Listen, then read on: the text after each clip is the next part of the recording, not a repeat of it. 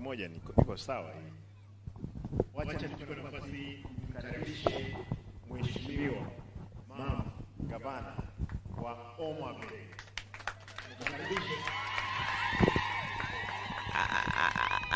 Asante sana kwa viongozi wa kanisa pamoja na waumini. Hamjambo? Abantu bamintombi amore, muko salama? Nione kwa mkono wale wamekaribisha baba na Manstivo. Hapa sisi tumekuja pamoja na baba na Mheshimiwa Kalonzo kuja kuabudu pamoja na nyinyi siku ya leo, na tumeshukuru sana kukaribishwa na Mheshimiwa Barongo ambaye ni mjumbe chipukizi hapa, mjumbe wa ODM ambaye tunataka mumshikilie sana.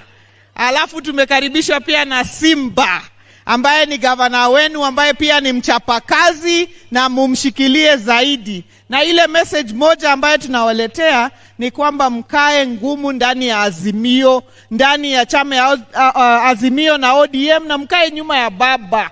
Tusiwache baba, tusiwachilie baba, kwa sababu yeye ndiye anajua shida zetu, na miaka yote yeye ndiye ametutetea. Hii mambo inaitwa devolution.